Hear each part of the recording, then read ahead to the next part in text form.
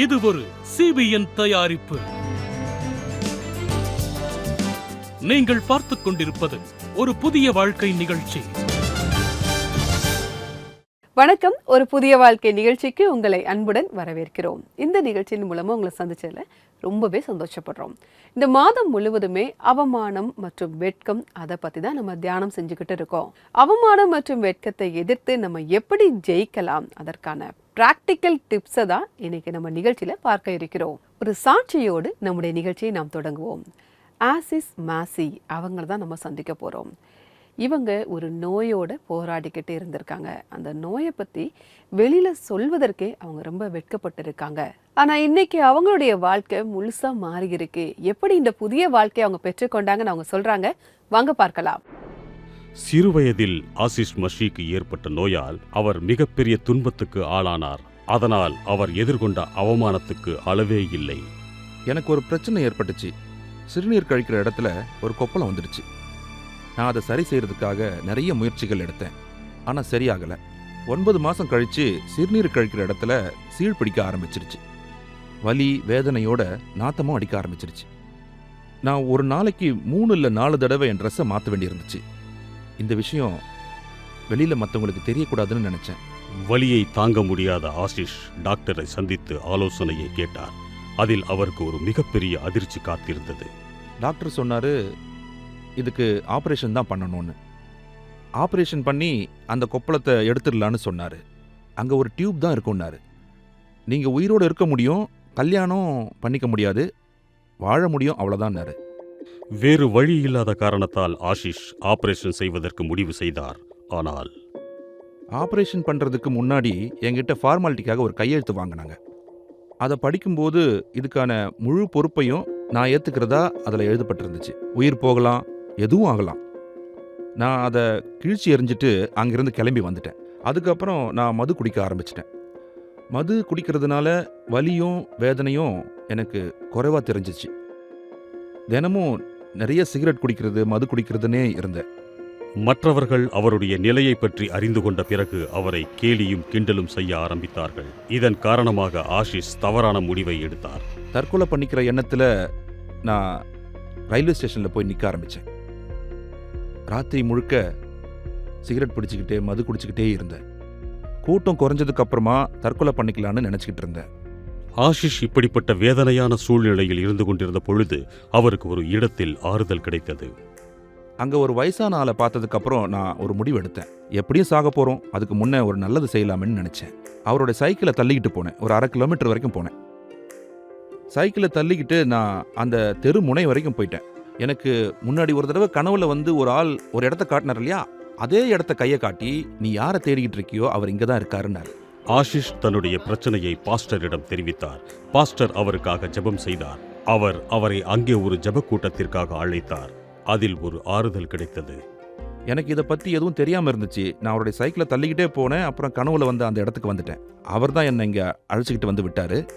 அங்கே ஒரு இளைஞருடைய வாக்குமூலத்தை கேட்ட பிறகு எனக்கு நம்பிக்கை வந்துச்சு. அவர் சொல்லக்கூடிய ஆண்டவராகிய இயேசு கிறிஸ்து அவ்வளவு நல்ல ஆண்டவரா, எனக்கும் குணமாகுமா அப்படின்னு யோசிக்கும் போது எனக்கு நம்பிக்கை வந்துச்சு. ஆஷிஷ் பைபிளை படிக்க ஆரம்பித்த பிறகு அவருக்கு இயேசுவின் அன்பில் ஒரு நம்பிக்கை கிடைத்தது. அதன் காரணமாக அவர் தன்னுடைய வாழ்க்கையை இயேசுவுக்கு அர்ப்பணித்து விட்டார். தேவன் இந்த உலகத்தை மிகவும் நேசித்த காரணத்தினால அவர் தன்னுடைய ஒரே பேரான குமாரனை நமக்காக கொடுத்துட்டார். அவர் மீது நம்பிக்கை வச்சவங்க நாசமடைய மாட்டாங்க, நித்திய ஜீவன் அடைவார்கள். இந்த வசனப்படி தேவன் இயேசு கிறிஸ்துவை நமக்காக தந்து விட்டார். நம்முடைய பாவங்களை மன்னிப்பதற்காக அவர் உயிர் தியாகமும் செஞ்சார். இந்த வசனம் தேவனுடைய அன்பை பற்றி சொல்லுது. தேவன் எப்படி நம்ம நேசிக்கிறாருன்னு சொல்லுது. 1999 2000 வருஷத்துல நான் ஆண்டவராகிய இயேசு கிறிஸ்துவை என்னுடைய இரட்சகரா ஏத்துக்கிட்டேன். ஆஷிஷ் இயேசுவுக்குள் வளர ஆரம்பித்த பிறகு அவர் தன்னுடைய உடலில் மாற்றம் ஏற்படுவதை பார்த்தார். அவர் தன்னுடைய நோயிலிருந்தும் தன்னுடைய தீய பழக்கத்திலிருந்தும் விடுதலை பெற்றார். அந்த வலியும் அந்த வேதனையும் அந்த இரிட்டேஷனும் இல்லாம போகிறதுக்கு ஆரம்பிச்சது. அதாவது எந்த பிரச்சனையும் ஏற்படவே இல்லை. நான் அடிக்கடி சோதிச்சு பார்க்க ஆரம்பிச்சேன். நான் அவர்கிட்ட, இப்போ என்கிட்ட ஒரு மாற்றம் ஏற்பட்டுருச்சு, எனக்கு தூக்கம் வருது, என்னால் சாப்பிட முடியுதுன்னு சொன்னேன். எனக்கு ஆரம்பத்தில் மது இல்லாமல் நான் தூங்கவே மாட்டேன். இன்றைக்கு ஆஷிஷ்க்கு திருமணம் முடிந்துவிட்டது. அவருக்கு 2 மகள்கள் இருக்கிறார்கள். அவர் இயேசுவின் மூலமாக தன்னுடைய வாழ்க்கையில் ஏற்பட்ட மாற்றத்திற்காகவும் நிம்மதிக்காகவும் நன்றி சொல்கிறார். இந்த 22 வருஷத்துல என்னுடைய பெர்ஃபார்மன்ஸ் கூடுதலாகவும் குறைவாகவும் இருக்கலாம். ஆனா நான் உங்களுக்கு சொல்ல விரும்புவது அவருடைய பெர்ஃபார்மன்ஸ் நமக்கு ஆறுதலை தரும். அது எப்பவும் மாறாது. அவருடைய அன்பு என்னைக்கும் மாறாம என்னோட இருக்கிறது. என்னுடைய பலவீனத்தில் அவர் பலமாக இருக்கிறார். இன்னைக்கு நான் ஒரு உத்வேகம் உள்ள பலசாலி மனிதனா மாறிட்டேன். எனக்கு ஒரு மதிப்பு இருக்கு. நான் எங்க இருக்கிறேனோ அங்க ஒரு மாற்றம் ஏற்படுது. நம்முடைய எந்த செயலுமே அர்த்தம் இல்லாம போயிடுறதே இல்லை. நம்முடைய சேவையும் நம்முடைய வேதனையும் வலியும் எல்லாம் தேவனுடைய மகிமைக்காக தான் இருக்குது. நான் அவருக்கு நன்றி சொல்றேன். அவரை தவிர எனக்கு வேற யாரும் இல்லை. தேவன் என்னை அவருடைய சேவைக்காக தேர்ந்தெடுத்து வச்சுக்கிட்டாரு. என்னை சரியான திசையில வழி நடத்துறாரு. அவருடைய முகமா என்னை மாத்தி வச்சிருக்கிறார். என்னை முன்னிலைப்படுத்துறாரு. இது ரொம்ப சந்தோஷமான விஷயம். நான் அவருக்கு நன்றி சொல்ல விரும்புறேன். ஆசிஸுடைய சாட்சி உங்க எல்லாருக்குமே ஒரு உத்வேகத்தை கொடுத்துருக்கோம். குணமடையவே முடியாதுன்னு மருத்துவர்கள் சொல்லியிருக்காங்க. ஆனால் இன்னைக்கு ஒரு பரிபூரண குணத்தை அவங்க பெற்றுக்கொண்டாங்க. ஒரு அழகான குடும்பத்தை தேவன் கொடுத்திருக்கிறார். அருமையான பிள்ளைகள், நல்ல மனைவியை தேவன் கொடுத்திருக்கிறார். அவருடைய வாழ்க்கையை தேவன் இன்னும் ஆசிர்வதிக்கட்டும். இப்படிப்பட்ட சாட்சிகளை நீங்கள் மறுபடியும் பார்க்கணும், உங்கள் நண்பர்களுக்கு நீங்கள் ஷேர் பண்ணணும் அப்படின்னா CBN இந்தியா யூடியூப் சேனலை நீங்கள் பார்க்கலாம். இங்கே நீங்கள் செக் பண்ணும்போது நிறைய மொழிகளில் பாடல்களும் சாட்சிகளும் இருக்குது. உங்கள் நண்பர்களுக்கும் நீங்கள் ஷேர் பண்ணலாம். தேவனால் கூடாத காரியம் எதுவும் இல்லை. இந்த செய்தியை தான் இங்கே உள்ள சாட்சிகள் எல்லாமே நமக்கு தெளிவுபடுத்துது. இப்போது வருவது ஒரு சிறிய இடைவேளை.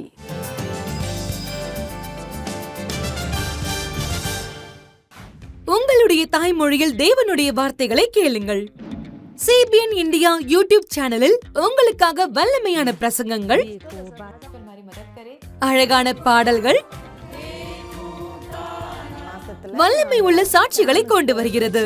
இப்பொழுது உங்களுடைய தாய்மொழியில் இந்திய மாநில மொழிகள் ஹிந்தி, பஞ்சாபி, லடாக்கி, குஜராத்தி, தமிழ், மலையாளம் மற்றும் இன்னும் பல மொழிகளில். இந்தியாவின் அருகில் இருக்கும் நாடுகளின் மொழிகள் சிங்கள மொழி மற்றும் நேபாளி மொழியில். எங்களுடைய ரீஜனல் பிளேலிஸ்ட் உங்கள் மனதை தொடும் விஷயங்களால் நிறைந்திருக்கிறது. இது உங்களை ஊக்குவிக்கிற விஷயங்களை பார்ப்பதற்கும், பைபிள் வசனங்களை உங்களுக்கு கற்றுத் தருவதற்கும், மேலும் உங்களுக்கு நம்பிக்கையை தருவதற்குமான ஒரு வாய்ப்பாகும். இவை எல்லாமே உங்களுடைய தாய்மொழியில் ஒரு கிளிக் செய்தாலே போதும். இன்றைய CBN இந்தியா யூடியூப் சேனலை சப்ஸ்கிரைப் பண்ணுங்கள். உங்களுடைய மனதில் நேரடியாக பேசும் நிகழ்ச்சிகளை நீங்கள் பாருங்கள்.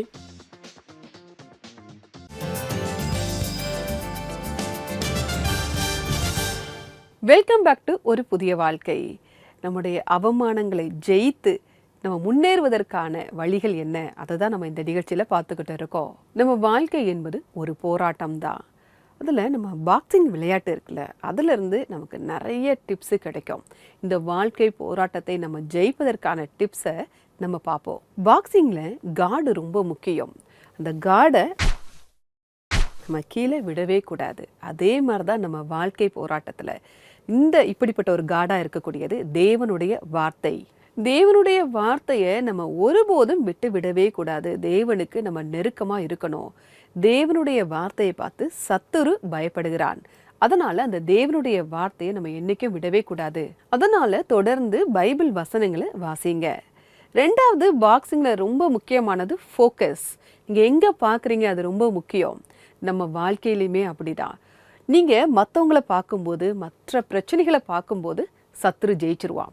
உங்களுடைய பார்வை எப்போதும் தேவனை நோக்கியே இருக்க வேண்டும். அந்த ஃபோக்கஸ் ரொம்ப முக்கியம். பேதுரு தேவனை நோக்கி பார்க்கும்போது அவர் ஒழுங்கா நடந்து வந்தார். அவர் பிரச்சனைகளை பார்க்கும்போது அவருடைய ஃபோக்கஸ் மாறும்போது தான் அந்த கடல்ல தண்ணிக்குள்ள மூழ்க ஆரம்பிச்சாரு. எப்பவுமே உங்க ஃபோக்கஸ் தேவனை நோக்கி தான் இருக்கணும். பாக்ஸிங்ல கற்றுக்கொள்ள வேண்டிய 3வது டிப்ஸ், நகர்ந்து கொண்டே இருங்கள். உங்க வாழ்க்கையிலும் அப்படிதான். நீங்க தேங்கி நின்றக்கூடாது. தொடர்ந்து முன்னேறி கொண்டே இருக்க வேண்டும். ஒரே இடத்துல ஒரே ஸ்டைலில் நீங்கள் அப்படியே நின்றுட்டீங்க அப்படின்னா சத்துரு ஜெயிச்சிருவான். நீங்கள் அப்படி இருக்கக்கூடாது. இப்போ நம்ம 3 டிப்ஸை பார்த்தேன். நான் மறுபடியும் உங்களுக்கு சொல்கிறேன். First, card. தேவனுடைய வார்த்தை தான் நமக்கு இந்த காடு மாதிரி ஒரு பாதுகாப்பை தருது. அதை நம்ம என்னைக்கும் தளர்த்தி விடவே கூடாது. ரெண்டாவது ஃபோக்கஸ். நம்முடைய பார்வை எப்போதும் தேவனை நோக்கி தான் இருக்கணும், பிரச்சனைகளை நோக்கி, அவமானங்களை நோக்கி இருக்கக்கூடாது. மூன்றாவது நகர்ந்து கொண்டே இருக்க வேண்டும். தொடர்ந்து நீங்க வாழ்க்கையில முன்னேறிக்கிட்டே இருக்கணும், எந்த இடத்துலையுமே தேங்கி நிற்க கூடாது. உங்களுக்காக ஒரு பைபிள் வசனத்தை நான் வாசிக்கிறேன். ரோமர் 8ஆம் அதிகாரம் 37ஆம் வசனம். இவை எல்லாவற்றிலேயும் நாம் நம்மில் அன்பு கூறுகிறவராலே முற்றும் ஜெயங்கொள்ளுகிறவர்களாய் இருக்கிறோமே. ஒரு அருமையான ஊக்கப்படுத்தக்கூடிய ஒரு வசனமா இது இருக்கு. முற்றும் ஜெயங்கொள்ளுகிறவர்களாக நாம் மாறுகிறோம். எப்போது?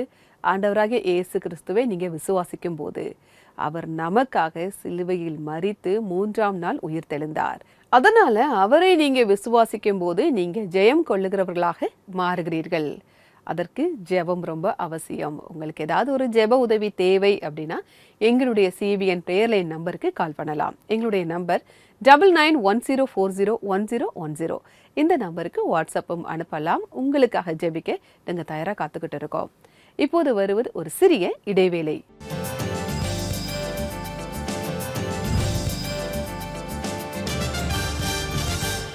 Five, four, three.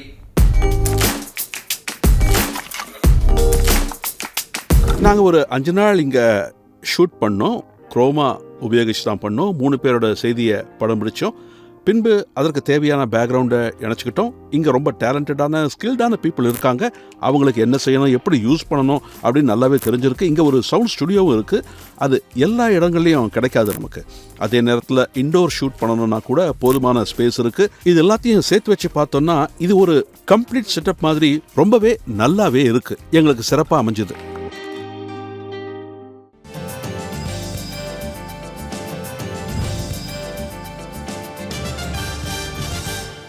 Welcome back to ஒரு புதிய வாழ்க்கை. நம்ம அவமானத்தை எப்படி ஜெயிக்கலாம் அப்படின்னு பார்த்துக்கிட்டு இருக்கோம். எப்படி நம்ம ஜெயம் கொள்ளுகிறவர்களாக மாறலாம் அதையும் பார்த்தோம். பாக்ஸிங்கில் ஒரு நாக் அவுட் பஞ்ச் அப்படின்னு சொல்லுவாங்க. அதே மாதிரி நம்ம வாழ்க்கையிலும் அவமானத்திற்கு எதிரான ஒரு நாக் அவுட் பஞ்ச் நம்ம கொடுக்கணும். அதுதான் ஜெபம். நீங்கள் ஜெபிக்கும் போது உங்களால் ஜெயத்தை பெற முடியும். அன்பின் பரலோக பிதாவே, இந்த நேரத்திற்காக நன்றியோடு உம்மை துதிக்கிறோம் அப்பா. அப்பா, இந்த நேரத்திலும் தோல்வியடைந்த போதும் சத்துரு எங்களை தள்ளிவிட்டான் என்று தோன்றும் சமயங்களிலும், வாழ்க்கை போராட்டங்களில் அடிபட்டு சோர்ந்து உடைந்து நம்பிக்கை இழந்த நேரங்களிலும் கூட ஒருபோதும் சோர்ந்து விடக்கூடாதுன்னு சொல்லக்கூடிய உம்முடைய வாக்குத்தத்தத்திற்காக நன்றி ஆண்டவரே. அப்பா, உம்மிடத்தில் எப்போதும் நம்பிக்கை வைத்திருக்க வேண்டும்னு நீங்கள் சொல்கிறீங்கப்பா. அப்பா, இந்த நேரத்திலும் வாழ்க்கையின் ஒரு மூலையில் சிக்கிக்கொண்டு நம்பிக்கை இல்லாமல் தவிக்கக்கூடிய ஒவ்வொருவருக்காகவும் ஜெபிக்கிறோம். அவங்க வாழ்க்கையில் ஒரு புதிய நம்பிக்கையை நீங்கள் தாங்கப்பா. ஆவிக்குரிய பலத்தை தாங்கப்பா. உம்முடைய வார்த்தையும் வாக்குத்தத்தையும் கேடயமாக அவங்க பிடித்து கொண்டு இந்த வெட்கத்தையும் அவமானத்தையும் ஜெயிக்க நீங்கள் உதவி செய்யுங்கப்பா. அதை எதிர்த்து நிற்கக்கூடிய வலிமையை நீங்கள் தாங்கப்பா. ஒரு விசேஷமான ஜெயத்தை நீங்கள் தாங்க சுவாமி. அப்பா, நீங்கள் அப்படி செய்ய போகிற தயவிற்காக நன்றி ஆண்டவரே. அவங்க எப்போவுமே ஜெபத்தில் நிலைத்திருக்கவும் உம்முடைய வார்த்தைகளின்படி நடக்கவும் நீங்கள் உதவி செய்யுங்கப்பா. இப்ப இயேசுவின் மூலமாக ஜெபம் கேளும் பரமபிதாவே. ஆமேன், ஆமேன். நம்ம வல்லமையான தேவனிடத்தில் ஜெபித்திருக்கிறோம். நிச்சயமாகவே அவர் உங்களுக்கு உதவி செய்கிறார். உங்களுடைய வாழ்க்கை போராட்டத்தை நீங்கள் தான் போராடணும். அதை என்னால் செய்ய முடியாது. உங்களுடைய பலத்தால் செய்ய முடியுமா? உங்களுடைய பலத்தால் ஜெயிக்க முடியுமா? தேவனுடைய உதவி அதற்கு தேவை. பரிசுத்த ஆவியானவர் உங்களுக்கு உதவி செய்கிறார். அவர் தான் உங்கள் கோச்சாக இருக்காரு. அது மட்டும் இல்லை, தேவனுடைய வார்த்தையும் உங்ககிட்ட இருக்கு. அதன் மூலமாக நீங்கள் பலனையும் வல்லமையையும் பெற முடியும். இப்போது இன்றைக்கான பைபிள் வசனம் என்ன அப்படிங்கிறத பார்க்கலாம். 1 சாமுவேல் 17ஆம் அதிகாரம் 47ஆம் வசனம். கர்த்தர் பட்டயத்தினாலும் ஈட்டியினாலும் ரட்சிக்கிறவர் அல்ல என்று இந்த ஜனக்கூட்டமெல்லாம் அறிந்து கொள்ளும். யுத்தம் கர்த்தருடையது, அவர் உங்களை எங்கள் கையில் ஒப்பு கொடுப்பார் என்றான். நீங்கள் எடுக்கின்ற பட்டயம், கேடயம், ஞானம் ஒருவேளை உங்களுக்கு தோல்வியை தரலாம். ஏன் அப்படின்னா சத்துரு ரொம்ப சூழ்ச்சி நிறைந்தவனாக இருக்கிறான் அப்படிங்கிறத தேவன் இந்த வசனத்துல சொல்றாரு. இந்த இடத்துல உங்களுக்கு உதவி செய்யக்கூடியவர் நம்முடைய தேவன் ஒருவரே. ஏன்னா அவர் சொல்றாரு, யுத்தம் என்னுடையது, நானே உனக்கு ஜெயத்தை பெற்று தருவேன்னு சொல்றாரு. நானே உங்களுக்காக போராடுவேன்னு நமக்காக சொல்லியிருக்காரு. அதனால உங்க வாழ்க்கை போராட்டங்களின் ஒவ்வொரு நாளும் ஒவ்வொரு போராட்டங்களிலும் அவர் உங்களுக்காக போராடி யுத்தம் செய்து உங்களுக்கு வெற்றியை தருவார். இப்போது ஒரு ஆராதனை பாடலை பார்க்கலாம்.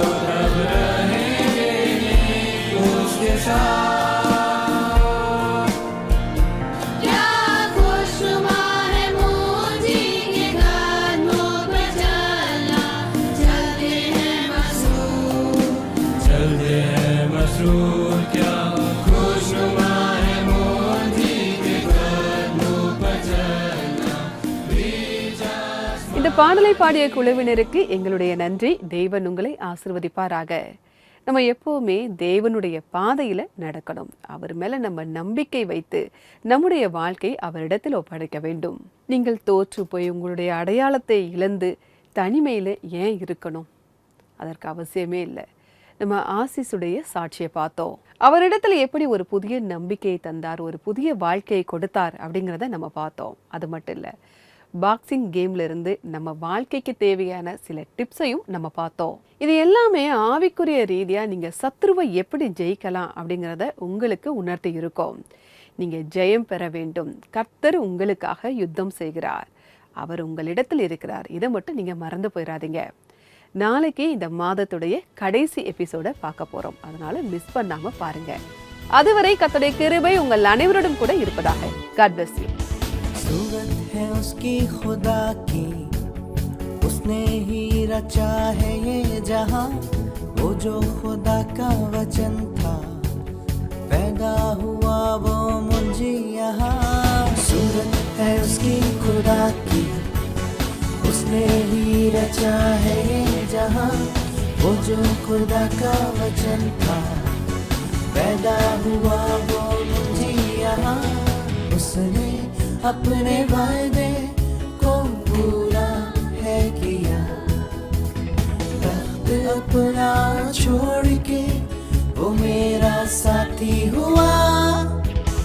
इम्मानुएल मेरे साथ है, करने की अब क्या बात है। वो का तारा बन के मेरे जहां को रोशन करे। इम्मानुएल मेरे साथ है, करने की अब क्या बात है। वो का तारा बन के मेरे जहां को रोशन करे।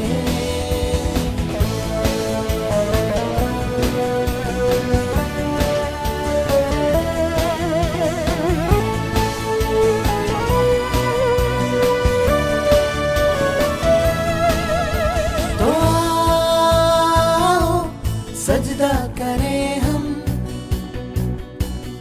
उस राजा को। तो आओ ऊंचा करें हम उस राजा को। उसने मेरी हर खता को माफ कर दिया। तख्त अपना छोड़ के वो मेरा साथी हुआ। इम्मानुएल मेरे साथ है, करने की अब क्या बात है। भोर का तारा बन के मेरे जहां को रोशन करे। इम्मानुएल मेरे साथ है, करने की अब क्या बात है। भोर का तारा बन के